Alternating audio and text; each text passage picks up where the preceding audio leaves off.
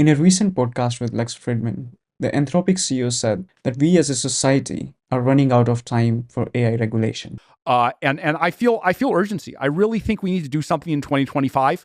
If we get to the end of 2025 and we've still done nothing about this, then I'm going to be worried. I'm not worried yet because again, the risks aren't here yet. But I think time is running short. He said that the current model that they are testing internally, which by the way is projected to be released sometime next year, is already at ASL level 3. ASL stands for AI safety levels, and this is part of Anthropic's responsible scaling policy. The current model that we have are considered to be of ASL level 2.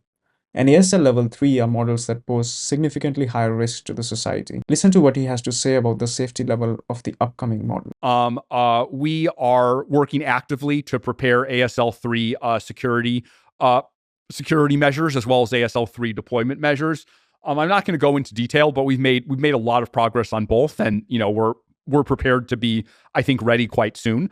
I would not be surprised. I would not be surprised at all if we hit ASL3 next year. There was some concern that we might even hit it this year. That's still possible. That could still happen. So they believe that the current model does not pose a higher risk than what a terrorist can do with access to internet or textbooks. By the way, I looked into their document. It does not seem like a fair comparison. Even the current models do actually have the capability to accelerate the discovery of biochemical weapons or new kinds of cyber attacks much faster than a Google search. They're almost as good as having a team of graduate student scientists. But it does not really matter, as current models have already been surpassed in their capability and risk level by Anthropic's new upcoming model. ASL2 is today's AI systems, where we've measured them and we think these systems are simply not smart enough to autonomously self-replicate or conduct a bunch of tasks, and also not smart enough to provide meaningful information about CBRN risks and how to build CBRN weapons above and beyond what can be known from looking at Google. In fact, sometimes they do provide information, but not above and beyond a search engine, but not in a way that can be stitched together.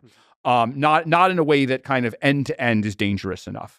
So ASL3 is going to be the point at which the models are helpful enough to enhance the capabilities of non-state actors, right? State actors can already do a lot of, unfortunately, to a high level of proficiency, a lot of these very dangerous and destructive things. The difference is that non-state actors are not capable of it. And so when we get to ASL3, we'll take special security precautions designed to be sufficient to prevent theft of the model by non-state actors and misuse of the model as it's deployed. We'll have to have enhanced filters targeted at these particular areas. Cyber, bio, nuclear. So what he's saying is that with the new model, even a small group of terrorists would be capable of orchestrating attacks of the level that only a nation or a state can currently do. He said that they are working towards safeguarding this model and trying to make it as safe as possible. These safeguards usually involve a few different approaches.